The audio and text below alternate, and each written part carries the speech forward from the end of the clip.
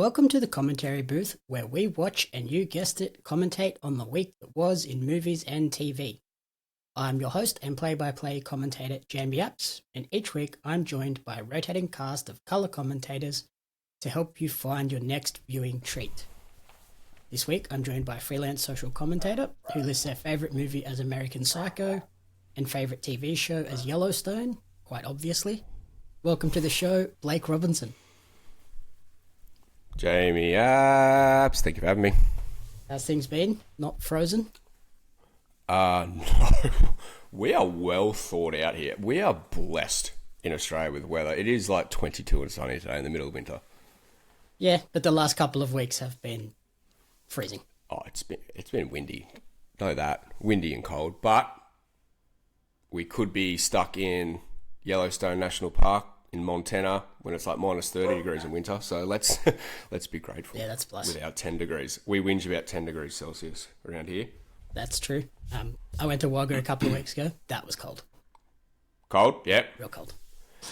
I've always been one of those people who whinge about the cold, but I love it. Like, I like it, but I'll still whinge about it. Like, I prefer it when it's cold, but I'll still whinge about it. It's too cold. You know what I mean? It's got to be just right. Otherwise... But unfortunately, we can't pick and choose these things. Actually, on the cold note and the weather front, I noticed California's Death Valley, so notoriously the hottest place on Earth, is expecting a record-breaking temperatures this week of 55 degrees Celsius. No thank. I was trying to process that last night. That is too hot. I've experienced like 46, 48 in the core of the Earth, which is Sydney Olympic Park in summer. Yeah, that place gets real hot. And I'm thinking another like 7 degrees on top of that is really hard to get my head around in the desert. But Sydney Olympic Park is a desert. Yeah. Yeah. So Vegas was hot. I remember Vegas. Vegas is hot, man. Vegas It's tolerable. Like, it's dry. Like, it'd be like 44. Yeah, it doesn't But feel you like can 44. deal with it. Nah. It's the sunburn that gets you there, not necessarily just the heat. But then it's like 26 degrees in Darwin, you feel like you're dying. Or, Florida. Anyway. Florida's like that. Florida, haven't experienced. Is that similar to Darwin? I'd imagine it probably is. Yeah, you step out of the doors at the airport and you just get smacked in the face by the humidity. And you're like, oh, hello. It must be the Gators. They must just bring the weather with them wherever they go. They must like it sweaty, do they? I guess so. Big sweaty Gators. That's got to be the common denominator here.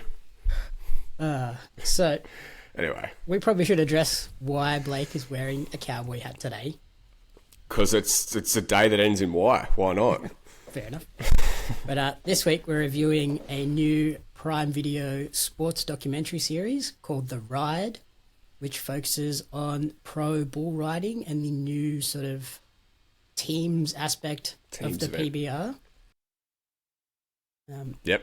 Yeah, and it's much like a lot of the sports documentaries we're getting recently with like Drive to Survive and All or Nothing, Breakpoint, Unchained. Full Swing, Breakpoint. There's a lot now. There's a new one, Quarterback. Quarterback. Very uncreative we've name said for it- that one. Well, you could say, that one is. But All the would you others, expect all any the less? others had really cool. They are a little Creative bit. names. Unchained is good. Breakpoint's good. Full Swing, great. Drive to Survive, even genius. We've said it time and time again on this show, and I'll continue to say it till I'm black and blue in the face. Hook sports documentary series into my veins. Mm-hmm. Keep them coming. If you think we're running out of sports, we're not, because we now have bull riding documentary series. And they are athletes. I'll say that. If you don't think it's a sport, watch this, because they are professional athletes. Especially of the highest order. When it gives you that sort of inside look at their lives away from the bull riding ring, but also like their training and their routines just to prepare for these events. Like the training when they're sitting on the like little balance board and they're it blows my throwing mind. a medicine ball at them like full pelt. Yeah, so they'd be like, it's like a little half yoga ball sort of thing where they're like balancing on it, and then they're like doing that like quick reaction thing, and these guys are fit as a fiddle. Yeah, and then their their core strength is impressive. Throwing great big medicine balls at them, trying to basically knock them over. And it's like no chance I'd make it through that. Yeah, the thing that So, well, we'll probably, before we get too far into it, but the thing that impressed me was like the teams aspect. It's obviously a notoriously alpha male, I want to beat you sport, and they've put all these alpha bull riders together on a team, which would have to have been a really touch and go experiment, which appears to have worked great.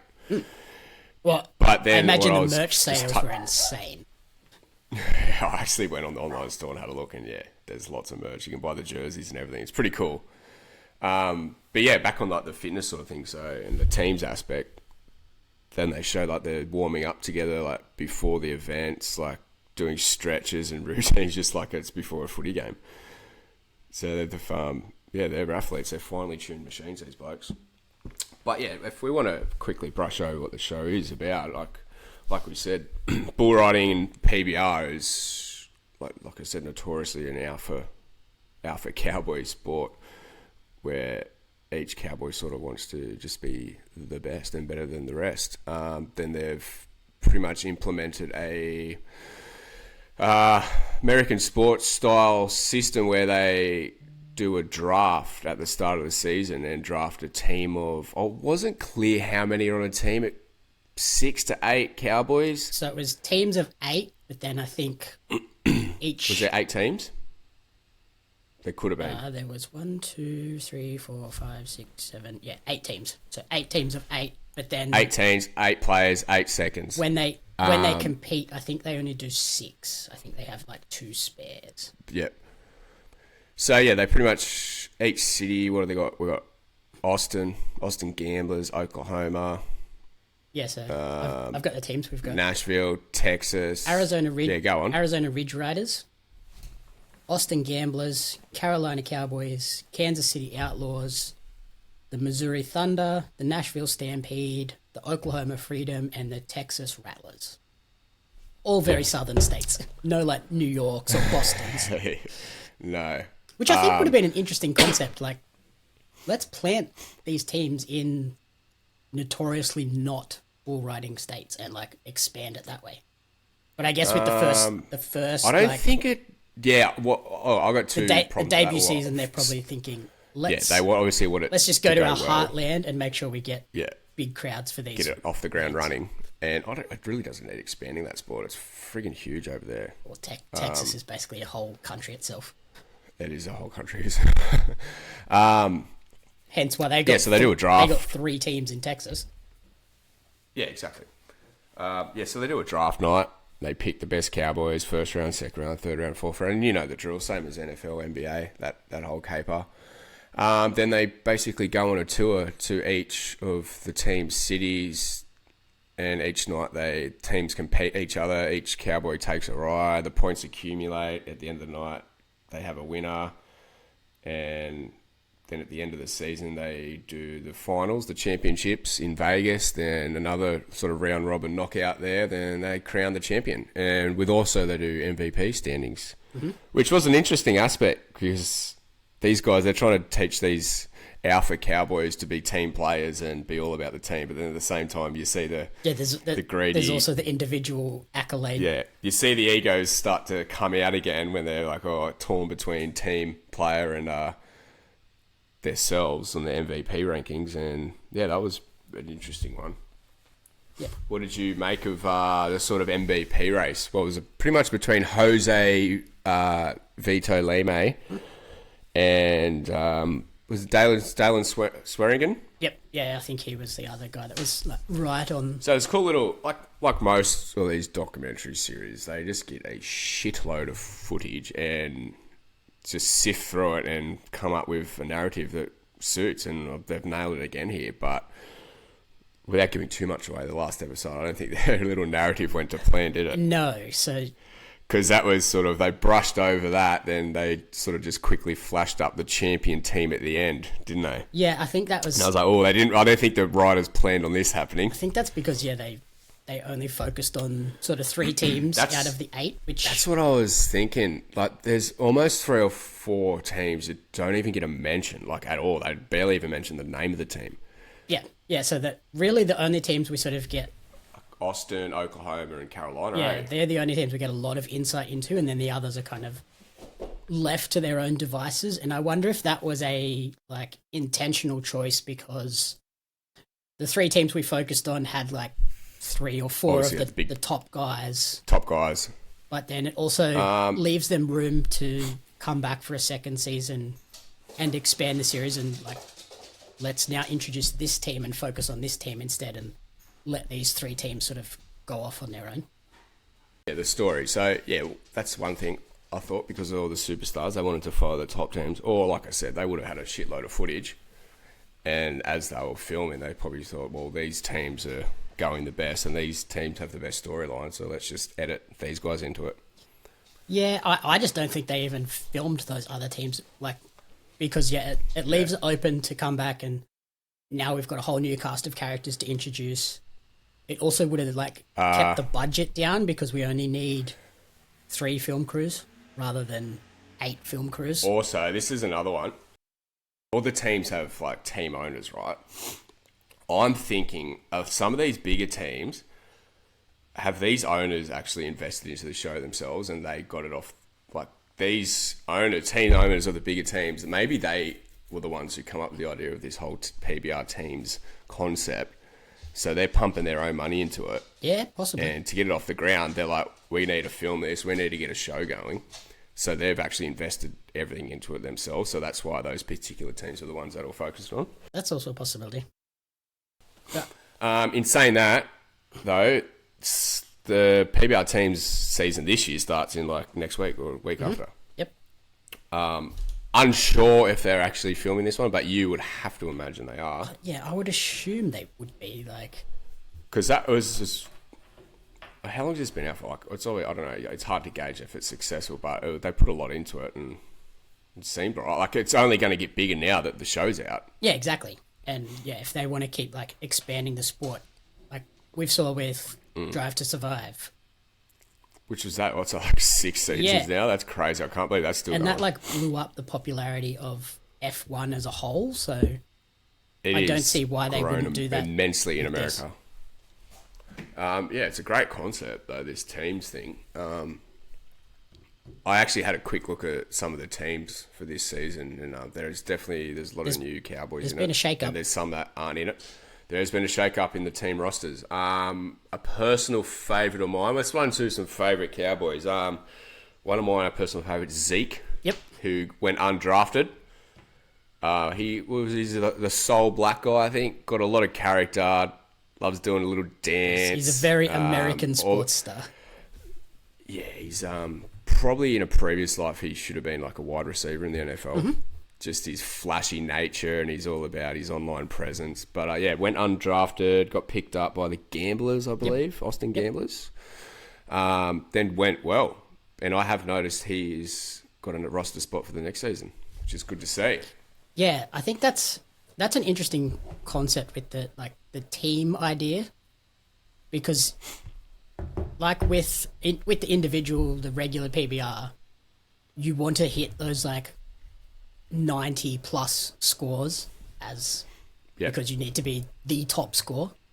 Whereas with this like team concept, it's not so much about hitting those huge scores. It's more about consistency across your team. You just want to stay on. Like, you just want to make a score. Yeah, so I think like 6 scores of 60, 70, 75 is going to get you a way bigger team score than 2 or 3 scores in the 90s. Well, I just think 6 scores, period. Yeah. Because most teams wouldn't be making 6 scores. And like we see that when there's a couple of... A lot of teams made 0. There was a couple of options when they were given the option for a reride when they scored like a 50 or a low 60, and they were like, no, we'll just take the score. It's like, because that's 50 points you might not get back. Yeah, exactly. You're better off taking the 50 than taking a 0, so... Yeah. I love how that sort of changed the whole dynamic of the sport. Less about, let's get the flashy top guys. Let's just get guys that are going to stay on every single ride and get average scores.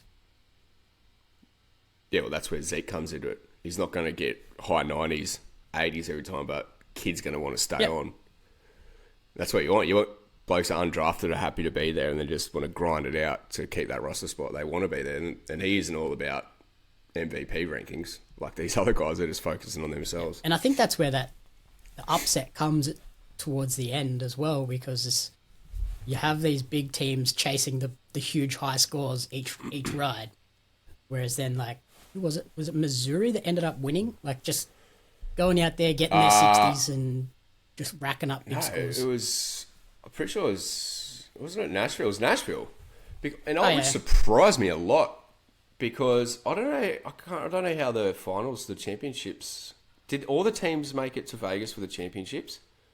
Yeah, so the way they do it is with the 8 teams, there's 2 days in Vegas. So that... Oh, and the top 4 sit out the first day, is that what happens? So that first day is... Then the bottom 4 have to fight to make it to the second day. Yeah, and then the second day is seeded as well, so... Because I noticed the last time the leaderboard popped up, and there was teams like 16 wins, 15, 15, 14, 13, like 12... Then down the bottom, last, Nashville, they had like 4 wins or something, like nothing. They were way behind. Then they've come out and won it. Yeah, they that made me wonder. I was like, how does this system work? They picked when they that's needed obviously to. what happened. Yeah, like you said, like the cameras obviously didn't follow them at all throughout the show. Then they end up winning it. But the storyline of the Oklahoma Freedom, brilliant, I thought. A lot of drama. What do you think of the Chase Outlaw story? He had a bit of a ride, didn't he? Excuse the pun. Yeah, so... so I start off with his injury. Yeah, the show took like a crazy, unexpected, dramatic and tragic turn partway through the season, both with Chase Outlaw and Ezekiel Mitchell both losing family members. But the Chase Outlaw and his daughter Cash, that one really made this a very suddenly sad show, which was... definitely not expected. It made it very, I wouldn't say, it kick-started it again. I thought the first couple episodes got you into it, and you're like, oh, this is cool. Then I think maybe like the middle 2 or 3 episodes plattered out a bit, and they were pretty much the exact same. But then like, I think 5 or 6, 7, and 8, the last 3 were really good. Like, I went really back into it, like really intrigued. Yeah, I think if there wasn't that tragic story, it would have dragged. Honestly, yeah. It would have made it hard to push it through, I thought, yeah. Because, it's a lot of the same stuff over and over again. It was a lot of the same stuff. And touching back on when we said, like, a lot of the teams didn't get a mention, that was probably a big big fault, a big negative about this show was, if you think, there's 8 episodes, 8 teams, you thought... An episode a team. Sort of like Drive to 5. They follow a team each episode, which would have been cool. Yeah, because you can still weave in that like overarching season narrative doing it that way, which... You don't have to have an hour episode per team. You could have had like 35, 40 minutes a team, but then the rest of the episode just have back and forward and like from each city. So that was probably one of the only negatives I would have said about this is, they didn't follow all the teams but this, like I said, the storylines did check out. Couple of things on Chase Outlaw. I actually, early on when they first introduced him, I thought he should have been the captain of that Oklahoma team instead of Eli. What was his name? Eli Vastbinder. Yeah. He was probably the biggest sort of egotistic bloke there, and he sucked. He even mentioned he was not doing well. No, and he didn't even say at one point that he admitted he wasn't a good leader and he just wants to be there for himself. And I think he also said he didn't want to be on that team. He wanted to be drafted by someone else and they got him first. Then, Chase is just like the boy of the boys who in the locker room just pumping everyone up. He was the natural leader. He should have been the captain for sure. Yeah, he was definitely the soul of that team, like brought everyone together and really got them on that push towards the finals. When he got hit in the head, I've got it here, he broke his face. He had 68 screws, 11 plates, and 4 pieces of mesh in his face. Jesus. 68 screws in your face. And that's what makes this sport... These dudes is tough. ...even crazier to me because there are still cowboys that do this and choose not to wear the helmet. I was just about to touch on this. There were still guys doing it with just a cowboy hat. I'm like, you're nuts. Bro, I actually wanted to mention this. So when I first started, I'm seeing him wearing a helmet. I'm like, that is got to be the most uncowboy thing I've ever seen. Because a lot of guys like do it. Like even in like you go to country road day, it's like there's guys wearing helmets, there's guys wearing hats. I'm like, what are these guys wearing helmets? Like surely you just bite the bullet and not wear a helmet. Then, was it Dalen swearing? What happened? Yeah, it was Dalen. He got knocked out from headbutting the horn of that bull while wearing a helmet.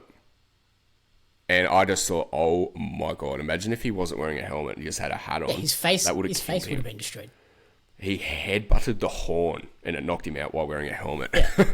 So then after that, when I seen guys just wearing their hat to ride, I'm like, are you for real? Like, are you a psychopath? Like, what are you doing? Especially these days where the bulls have been like bred purely for this sport, so they're just all muscle. And they are worth millions and millions, even tens of millions. Those like they're like racehorse stock, like some of those. Yeah, they're not just like your standard cow. People that is buy them like racehorses as investment. Yeah, it's not like your standard cow that's mainly fat. Like these are just pure muscle. Here's a fun fact closer to home. Kyle Felt plays for the North Queensland Cowboys. He actually owns Rodeo Bulls and has them in the PBR in Australia. Interesting. Yeah. Big cowboy guy. I know a guy down here in Nowra that owns a company that like breeds bulls for that sort of stuff. I've actually looked into it previously. Of course you have. Anyway, yeah. So these guys wearing hats, right? And I'm like, are you for real? But I also feel that, you know, how like regulated sports are now, and they just all these rules like I'm surprised the helmets aren't like CTE compulsory. I don't know. I'm at a crossroads with this. Like, this is either going to be a sport that will never ever regulate stuff like that, or it'll be the absolute last resort for them. Yeah. Like, they all wear a vest. I wonder if they all wear a vest, don't they? Yeah, pretty much. Do they? I'm wondering if that's maybe the vest is compulsory and the helmet is option. Because, the helmets and the cowboy hats, they're sort of last identifying aspect to their cowboy culture. Well, then they got the like, at what point are you going to... The cowboy hat is iconic when you see them... Taking the cowboy hat privileges away from it. But we're just talking about the PBR here, which is the NFL of bull riding. Like, obviously, they'll have their own rules to the lower ranks. Just make big cowboy hats that fit over the helmets. They make them. They make helmets that have like a top like the this hat on like it, built and, in. Like this situation, they make them. That's all you need For that exact You purpose. just need the look. Just have one of them. You just got to have the look, Jamie. Fashion over function. Beauty is pain. Yeah, so after that, there was some pretty gnarly injuries. I opened pretty big stacks in this. But there wasn't really any major injuries or casualties, was there? Not on the Bulls. Jose or Jose? What did you think of that? What did you think of everyone calling Jose? He's Brazilian, and it's definitely Jose. It's got to be. You would think so. Every last person in the show called him Jose. Yeah. Like, emphasis on the J, and I was like, oh, no. That's American. That's Southern Americans. Southern of you guys. Don't so understand. Disrespectful. Just don't even care. But yeah, like there was not many like huge injuries on the Bulls, but then Jose went and got injured playing just a friendly game of soccer. I'm like, surely his team is like, no more. Like, can you just take 10 weeks off soccer? He missed out on one of the rounds because he was playing a game. He missed out on a couple because he was busted playing ribs. Like, what are you doing, bro? Yeah, I'm like, what? I'm like, geez, he must have prior commitments. It's like religious commitments. Like, you just accept the fact that he can't compete because he's religious. Like, you just have to let that go. Yeah, that's just like, no. If he was on my team, I'd be like, on Jose. For 10 weeks, you're not playing friendly soccer. Like, no. I'm paying. Yeah, I'd love to see some how much they're getting paid for this, because I was just going to say, the last episode when they're filming in Jose's ranch, when he's playing ping pong, or the checks on his garage wall, there was checks there for $1 million, $1 million, $1 million, like world champion. There was like $300,000 check, $100,000 check, like big money. Just look at the size of the ranches they all money. Yeah, and did you notice when he was driving out his gates, what his gate said? Like big custom iron gates to his ranch that said world champion on the gate. Baller. What a flex. That's a baller move. Yeah, these guys want big money. Then, not to mention, they're all like decked out, like Monster Energy are pumping money into Yeti, Wrangler. Like, the endorsement's crazy. Bass Pro Shop. Who did they sponsor? They sponsored the Missouri Thunder, and Missouri, because I really looked up pissed me off because it was up in their logo. I'm like, no, don't put the sponsor in your logo. They were the only ones, eh? Yeah, all the others just had I like think. very esports logos. Because I'm a big Bass Pro Shops fan, and I looked up the jerseys, and you can actually buy them, the Missouri ones with Bass Pro Shops on them. I'm highly considering a purchase. Rocking some PBR Teams merch out here. What did you think of the logos as well? Like I said, they're very sort of esports logo. Yeah, very esports, very Big Bash League. Very kid-friendly logos. That whole, it's I guess smart. Copy and paste AI generated, all in one hit. This is what happens in this day and age. Like it's the exact same as Big Bash. Each team has their own color. They're all pretty much got the same design shirts, but just different colors. The logos are all designed by the same person. They're all very similar, but they're different. Yeah. A little of originality would have been alright. Yeah, like they're all very similar, and I think that probably plays into the championship, the giant buckle they get, which can, like the centerpiece changes out to put the team logo in there. That was cool. So I guess that's why they're that way. But there was one team that like totally stood out as different. The Arizona Ridge Riders is just like two R's. I was going to say. Okay, they just got someone totally different to design this. They were very low budget, weren't they? I think so, but it was a cool logo. Like it was a clean logo compared to the others. But you could tell, like, obviously the bigger teams have got like a lot fancier gear. Yeah. And that just comes down to the money aspect. It depends who owns who. Which team do you think had the best logo? This was probably because they showed them so much, but Oklahoma Freedom I really liked. I really like their white shirts. Yeah. And they sort of have a pretty cool, like, Freedom logo. They were probably my favourite team, but that's a very American logo. Showed it. Like, who was your favourite Cowboy? Like, we touched on Zeke. I think Zeke and Chase Outlaw were hard to hate. Yeah, they were definitely the best too. Least favourite? Vastbinder, like, definitely. Yeah, Vastbinder was hard to like. He had some attitude about him. The bad guy of the team. Constantly chewing his tobacco and spitting it. Oh yeah, my mum was watching and was like, what is going on with his mouth? I was like, that's just chewing tobacco. Yeah, he's got his tobacco stuffed up here. Gross.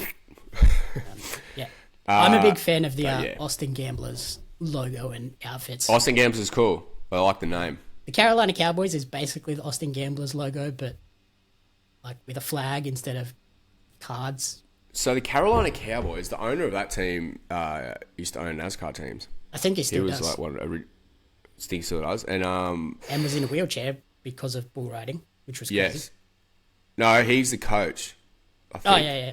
No, the coach was in a wheelchair. Then the owner is NASCAR owner, but Austin Dillon, current NASCAR driver, is the GM of what team was it? It could have been Oklahoma. Huh.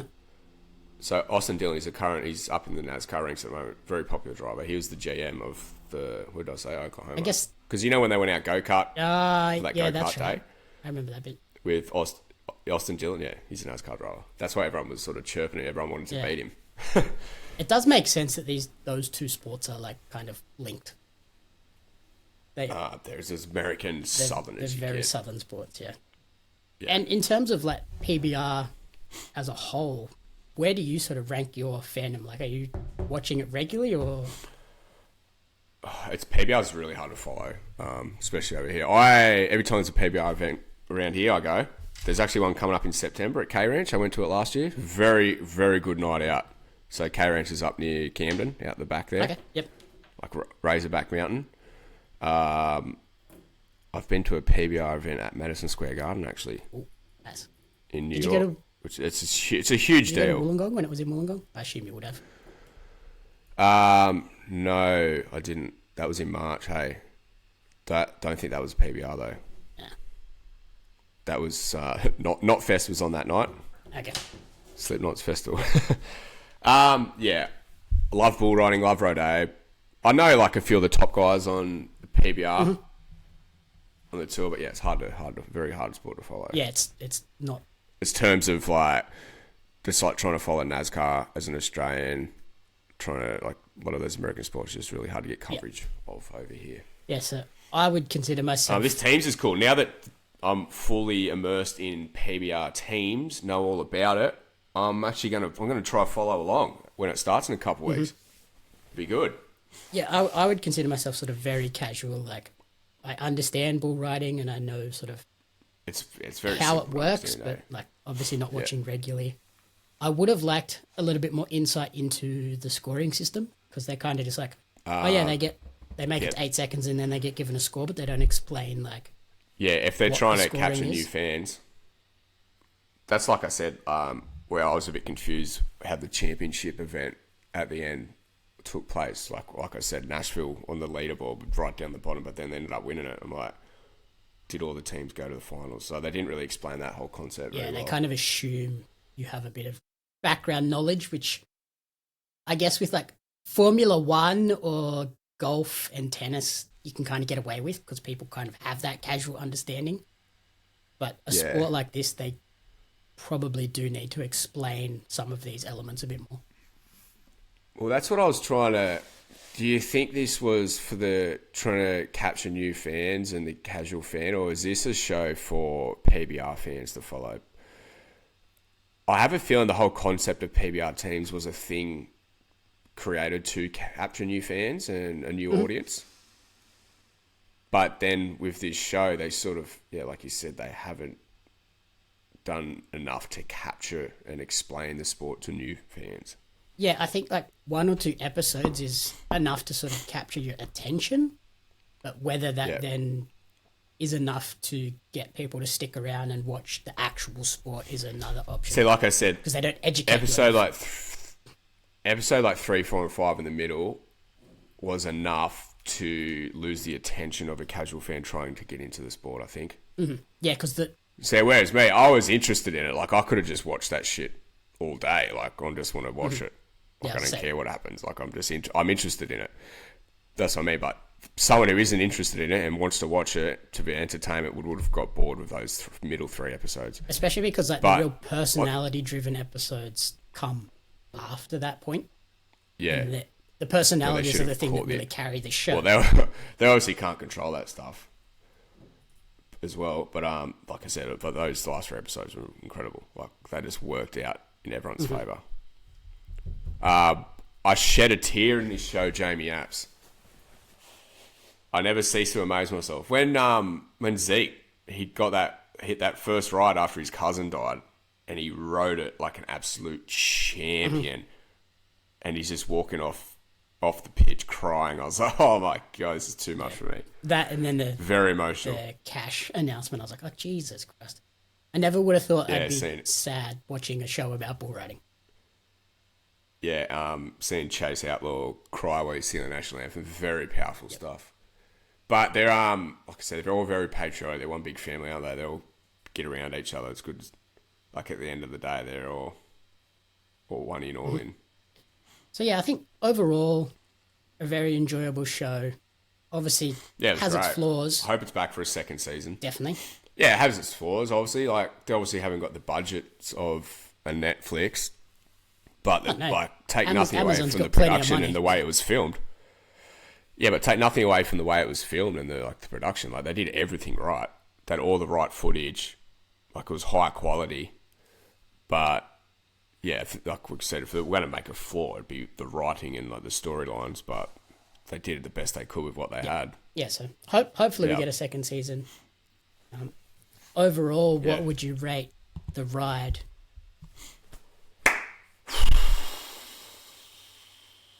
Oh, I don't know, man. This is tough. I want to, I don't know, 4s are big. Like, I don't want to go throwing out 4s willy-nilly. But, it's better than a 3.5. I'm going to say,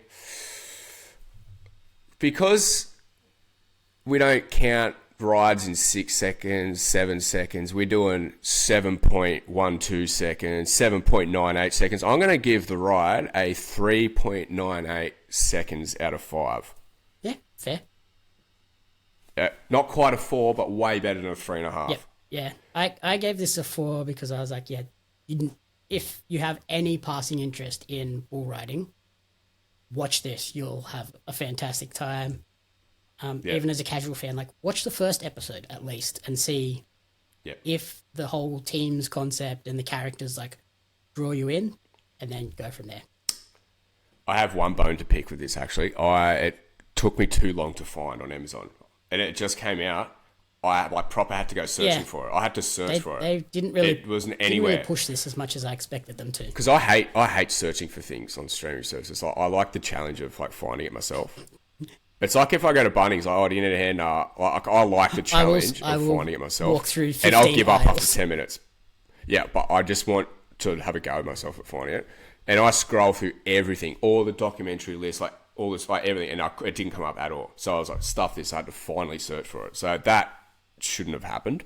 Yeah, I remember I knew it was coming, and then like it was hiding. One day I was scrolling through Amazon, and it was like completely remembered it. Yeah, you reminded like me because the trailer came out a long time ago. Fourth or fifth thing on the like featured list, and I was like, wait, this came out?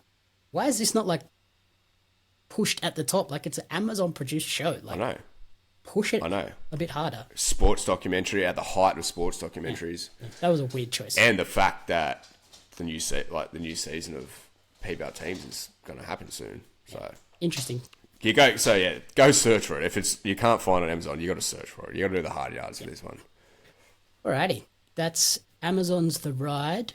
Thank you everyone for listening to the commentary booth. If you enjoyed the show, please remember to rate, review, and subscribe on podcast services and YouTube. A couple of big reviews coming up in the next couple of weeks with Blake, Barbie, and Oppenheimer.